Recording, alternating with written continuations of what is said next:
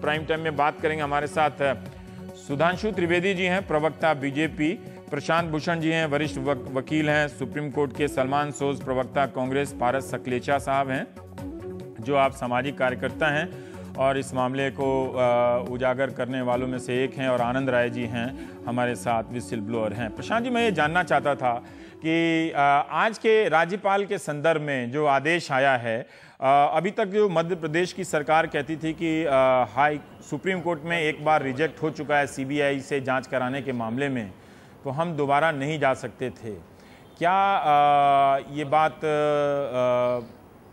अब सरकार की गलत साबित हो रही है क्या, कि दोबारा जाया जा सकता था, अगर सरकार जाती तो सुप्रीम कोर्ट सुनवाई करती?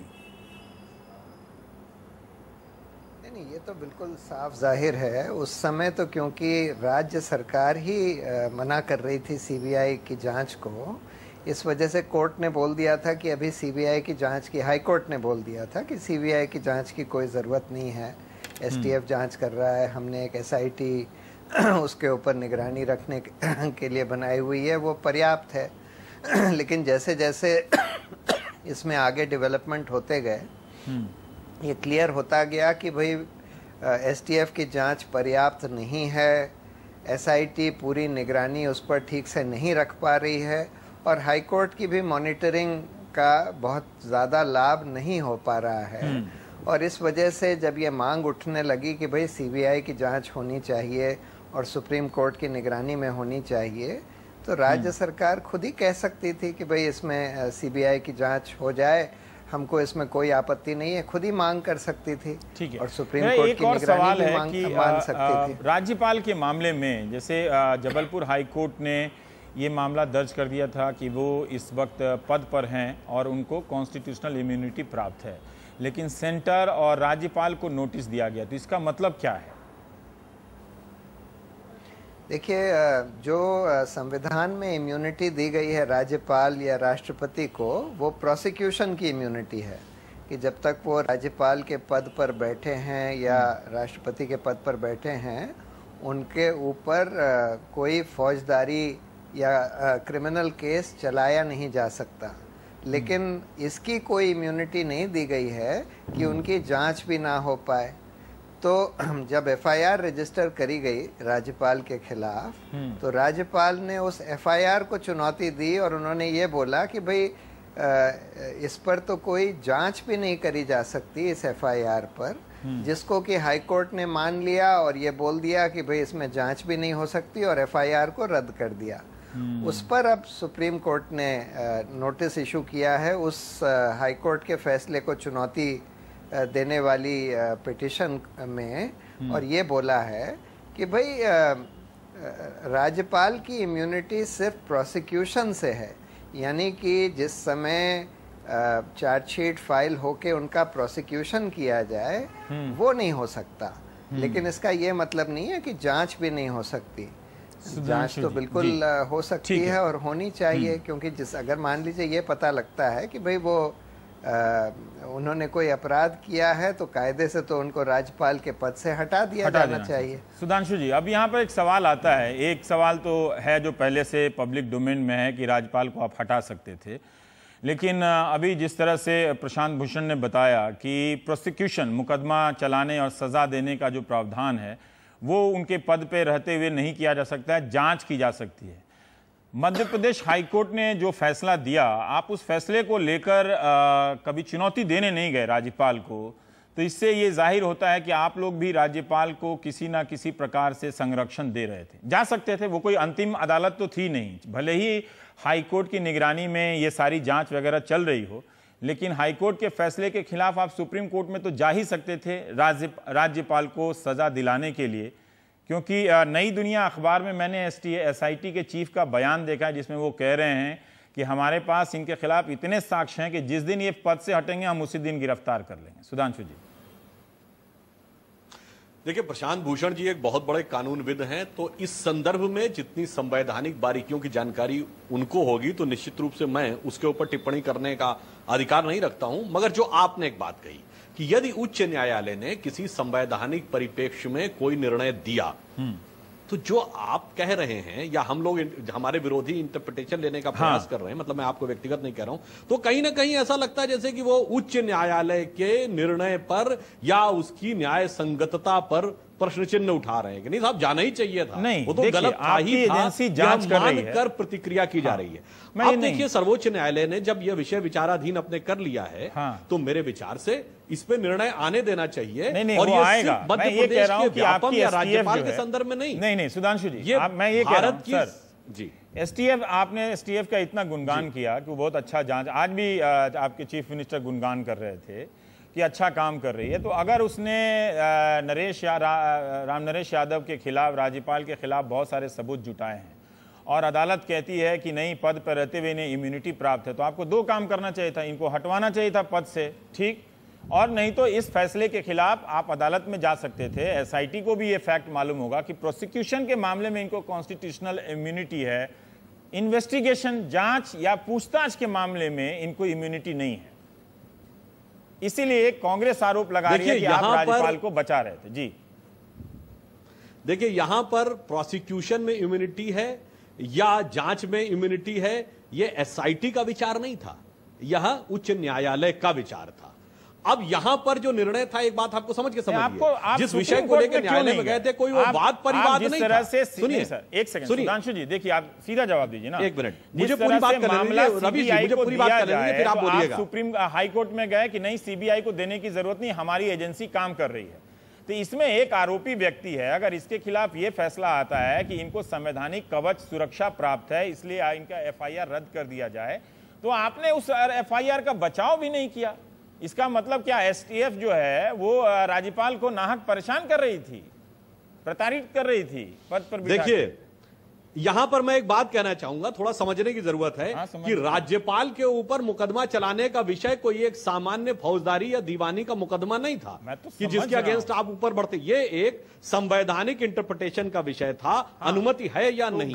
जहां पर यदि उच्च न्यायालय का यह प्रेक्षण आया कि अनुमति नहीं है, तो उसके आगे करने की आवश्यकता नहीं थी। नहीं, ऐसा नहीं है। दूसरी बात, हम और आप कानून के जानकार नहीं हो सकते, पूरी बात कर लीजिए एक मिनट, लेकिन STF में और SIT में तो कानून के जानकार हैं ना, तो जज साहब हैं वहां, तो रिटायर्ड हम और आप प्रशांत भूषण जितना योग्य नहीं हो सकते। बात कह रहा हूं, ये एक सामान्य दीवानी या फौजदारी का मुकदमा नहीं था, ये संविधान के इंटरप्रिटेशन का मुकदमा था। छोड़ दिया ना एक तरह से, उच्च न्यायालय ने जो टिप्पणी दी है, इसको लेकर कोई व्यक्ति असहमत हो सकता था। नहीं सर, हमारा मानना यह था, FIR रद्द की तो कॉन्स्टिट्यूशनल बेंच कहां गठित होती है? किसी भी हाई कोर्ट में गठित हो सकती है। सलमान, कॉन्स्टिट्यूशनल इश्यूज पर कोई भी हाई कोर्ट टिप्पणी देता है, ऐसा नहीं सिर्फ सर्वोच्च न्यायालय का अधिकार है। सलमान, इसलिए वहां पर सरकार ने यह विचार किया। महत्वपूर्ण बात यह है कि ईमानदारी से डिस्कशन हो रहा था, जांच हो रही थी कि नहीं। मैं एक बात कहना चाहता हूं, आपने कहा कि चीजें ईमानदारी से जांच हो रही थी, मुझे क्या पता कि कैसे जांच हो रही थी। मैं तो सिंपल आपसे बात पूछा, एक प्रक्रिया थी, राज्यपाल को आप हटा सकते थे, और दूसरी प्रक्रिया थी कि अगर हाईकोर्ट ने उनकी FIR दर्ज की तो SIT को जाना चाहिए था अपने FIR या जांच को लेकर सुप्रीम कोर्ट।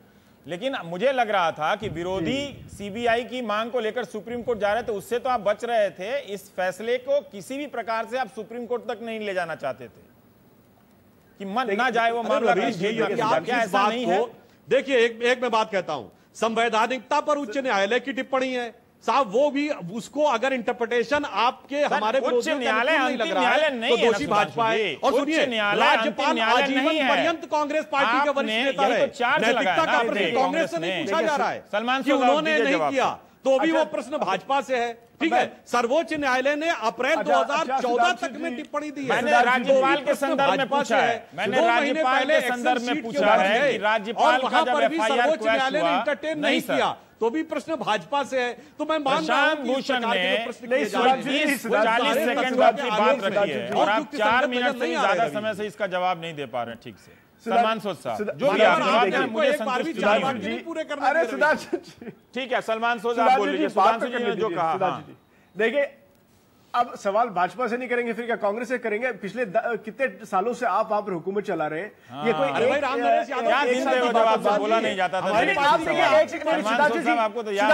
सुधांशु जी 2013-14 के साल में मेरे किसी सवाल का जवाब नहीं दिया जाता था आपसे। हाँ पूछिए आप सुधांशु जी। सुनिए नहीं सुधांशु जी, मैं देखिए बीजेपी वालों को हमसे प्रश्न पूछिए, हमें आपत्ति नहीं है। पिछले नहीं मुझे प्रश्न पूछने की औपचारिकता नहीं बनी। आप जवाब दीजिए ना सर, आप जवाब नहीं दे रहे उससे। सलमान से उसको कहने दीजिए प्लीज। सलमान देखिए बीजेपी वालों को बहुत खुशी होती है, कहते कि भाई एक साइड से कहते कि भाई 60 साल में कुछ नहीं किया, दूसरे साइड से कहते देखो हमारे मुल्क ने कितनी तरक्की की है। मुझे समझ नहीं आती इनकी बात।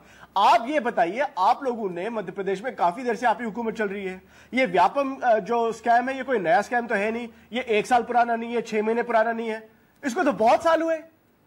उसके बाद अब मैं इस टेक्निकल बात में नहीं जाना चाहता सुधांशु जी, आप लोगों ने उस केस को अपील नहीं किया जिसमें गवर्नर के खिलाफ वो जो एफआईआर था उसको क्वाश किया गया। आप कहते भाई ये कॉन्स्टिट्यूशनल सा एक इश्यू है, तो हम और आप तो एक्सपर्ट है नहीं, आपके एक्सपर्ट तो होंगे, वो सुप्रीम कोर्ट में जा सकते थे, कम से कम अपील कर सकते थे। छोड़िए, नहीं किया आपने, कोई रीजन होगा उसका, छोड़िए।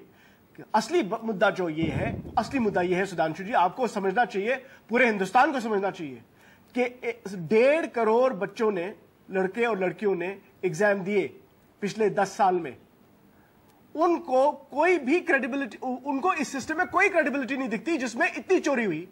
आप तो कहते हैं कि हम नौजवानों को यहां पर भारत बनाना चाहते हैं। क्या भारत बनाएंगे आप लोग? 1.5 करोड़ जिंदगियां आप लोगों ने तबाह की, क्योंकि जिसको मिला उस पर भी शक, जिसको नहीं मिला उसको तो पता है कि मुझे 1.5 करोड़ कहां से ले आए नंबर? वो जैसे 125 करोड़ कहते हैं, आप 1.5 करोड़ ले आए।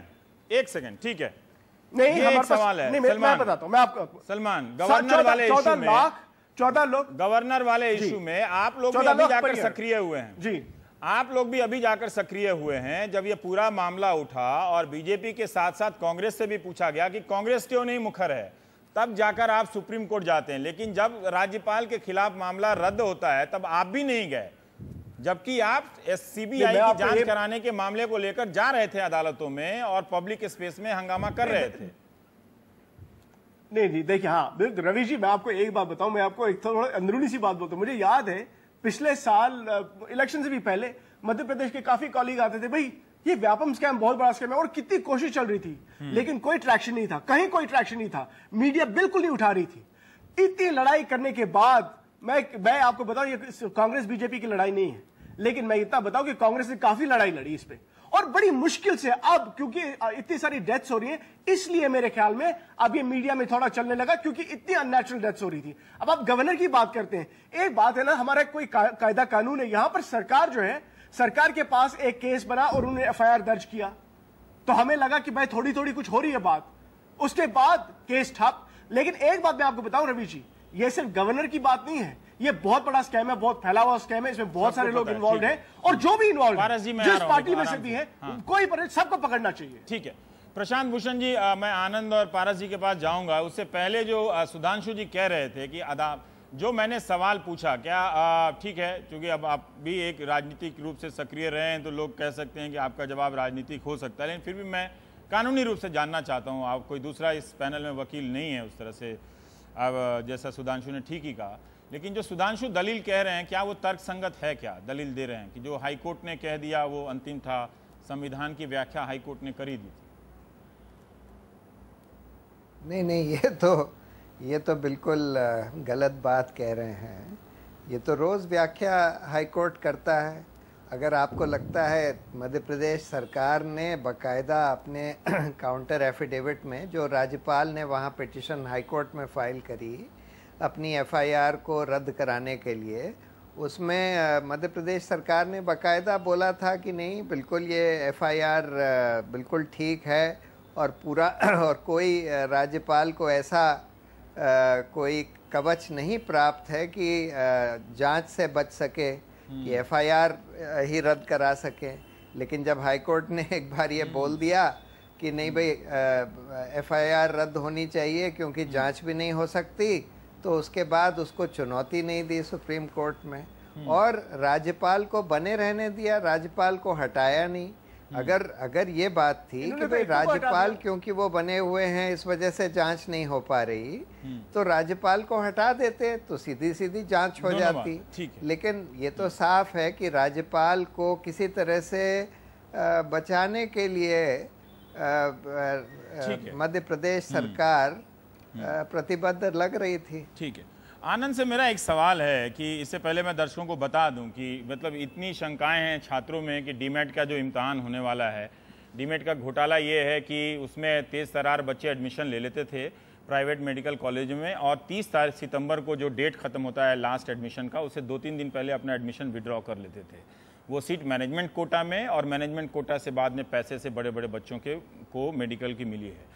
तो अब वो अलग जांच होगी। उपरीत साहब से अभी तक उनसे 164 के तहत नहीं पूछताछ किया गया, ऐसा मुझे बताया गया है, तो पता चलेगा ये खेल का। पर आनंद, क्या ये बात सही है कि जो व्यापम का जो गठन हुआ था 2007 के अधिनियम से, और उसमें ये बात थी कि उसके सदस्य किस तरह से होंगे, उसकी कमेटी एक अधिसूचना के जरिए होगी, क्या ये बात सही है कि व्यापम की एग्जीक्यूटिव कमेटी जो चलाने वाली संस्था है उसके गठन के लिए जो अधिसूचना जारी करने की बात थी, वो अधिसूचना कभी जारी नहीं की गई, नोटिफिकेशन से काम चलाया गया और अपने मन की पसंद के लोग वहां बिठाए गए?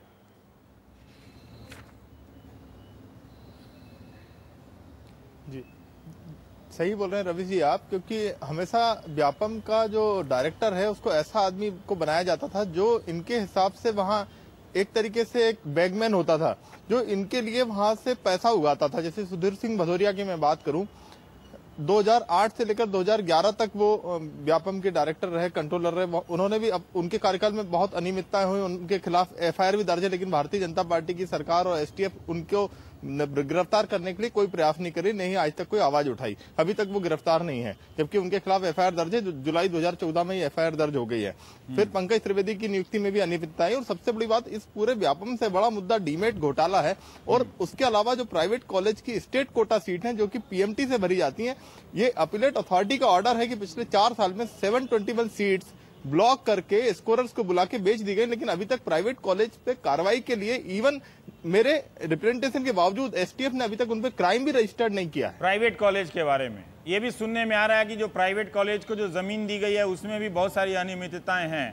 खैर वो बाद में देखा जाएगा, पर आप ये कह रहे हैं कि जो डीमेट घोटाला जो वो सामने आ चुका है उसमें किसी प्राइवेट कॉलेज के बारे में कोई जानकारी नहीं है उसमें, हाँ, कोई किसी तरह की कार्रवाई नहीं की गई है। नहीं, तीन घोटाले हैं सर। हाँ। डीमेट घोटाला एक अलग है, और स्टेट कोटा की सीट्स को जिस तरीके से ब्लॉक करके बेचा गया वो एक अलग है। स्टेट कोटा की सीट्स का पूरा मुद्दा सीधे सीधे व्यापम से जुड़ा है, क्योंकि स्टेट कोटा की सीट पीएमटी से ही भरी जाती है, और जो सॉल्वर आते थे वो दोनों को बेनिफिट पहुंचाते थे।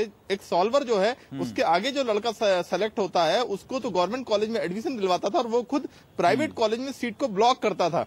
30 सितंबर के पहले उस सीट को वो छोड़ देता था, और निजी कॉलेज बजाय सरकार को ये जानकारी देने के उस सीट को मोटे दाम में बेच दिया करते थे। और ये admission and fees regulatory committee के अपीलेट अथॉरिटी के ऑर्डर में ये लिखा है कि 4 साल के अंदर 721 सीटें इस तरीके से बेच दी गई। 6 तारीख को मैंने एसटीएफ को रिप्रेजेंटेशन दिया कि आप इसमें एफआईआर दर्ज करिए, लेकिन आज तक एसटीएफ ने निजी कॉलेजों पर हाथ भी नहीं डाला है। सकलेचा साहब, वो बहुत इंपॉर्टेंट है जिस तरह से आज ऋतु वर्मा ने हाईकोर्ट में डाला है कि अभी भी दलाल घूम रहे हैं, और 3 फोन नंबर से ऋतु वर्मा ने पिटीशन डाला जबलपुर हाईकोर्ट में कि संपर्क किया जा रहा है कि 40 लाख रुपए में ये सीट मिलेगा। तो हाईकोर्ट ने कहा कि स्कैनर लगाओ, हाई रेजोल्यूशन वाला स्कैनर जो पीएम की सुरक्षा में होता है, उस तरह का स्कैनर कि आप कहीं नस में इसमें उसमें ब्लूटूथ का कुछ भी नहीं ले जा सकते। सकलेचा साहब, क्या आप मुझे बता सकते हैं, क्या ये मैं 2007 का अधिनियम की कॉपी देख रहा हूं कि इसमें लिखा हुआ है अध्याय 2 में कि राज्य सरकार अधिसूचना द्वारा मध्य प्रदेश व्यापम के नाम से एक अधिसूचना जारी करेगी, जिसमें मुख्य सचिव उसका पदेन सचिव होगा, तकनीकी शिक्षा का वित्त विभाग का मुख्य प्रमुख सचिव होगा या सचिव होगा, या उच्च शिक्षा विभाग का होगा, चिकित्सा शिक्षा विभाग का सेक्रेटरी होगा। मैंने कई आईएएस ऑफिसर हैं। तो ये इस तरह के ऑर्डर में जैसा इस अधिनियम में इसकी कल्पना की गई है, जो ये कॉपी कहती है, इस तरह से ये चला था क्या? मैं इसलिए जानना चाहता हूं कि 2012 तक, शायद 2007 से शिवराज सिंह चौहान ही इस मंत्रालय के मंत्री थे। जी जी जी जी, मैं थोड़ा सा एक बात अपनी यहां से शुरू करता हूं। हाँ। कि आज हाई कोर्ट ने जो फैसला दिया डीमेट के ऊपर, वो पिटिशन मेरी है और उस पिटिशन पे मैंने मांग की थी कि डीमेट के अंदर परीक्षा देने के बाद में गोले काले किए जाते हैं और मैंने कहा था कि आप परीक्षा कक्ष में ही स्कैनर लगाकर उनकी कॉपियों की आंसर शीट की स्कैनिंग कराएं और स्कैनिंग की मिरर इमेज हाई कोर्ट के पास रखी जाए। आज हाई कोर्ट ने उस पर फाइनल ऑर्डर दिया और मैं सोचता हूँ हाई कोर्ट ने यह भी कहा है कि याचिकाकर्ता ने बहुत ही अच्छी मांग रखी है और इस मांग को पीएमटी के ऊपर भी लागू किया जाए ताकि आने वाले भविष्य में एक पारदर्शिता बनी रहे। व्यापम के मामले में जो आपने बात कही वो सही है। इस मुद्दे को हाई कोर्ट के अंदर भी उठाया गया था कुछ पिटिशनर लोगों ने, जब उनकी पात्रता को रद्द कर दिया गया था। लेकिन अभी वर्तमान में अंदर व्यापम का जो स्वरूप है उसके अंदर इस किसी प्रकार की अधिघोषणा न होने के कारण मन चाहे लोगों को वहां पे नौकरी पे रखा जा रहा, माफ कीजिए डायरेक्टर को बनाया जा रहा है। सकलेचा साहब, परिणाम है कि काम हो रहा है। सकलेचा साहब, क्या आप हमारे दर्शकों को बता सकते हैं कि अगर अधिसूचना जारी होती तो वहां पर मनपसंद लोगों को रखना मुश्किल हो जाता? हाँ जी बिल्कुल, अगर अधिसूचना जारी होती तो जो क्वालिफिकेशन और जो क्राइटेरिया उसके लिए तय किया जाता उनको रखा जाता, उसके लिए विधिवत आवेदन लिए जाते और उसके बाद उनकी नियुक्ति की जाती।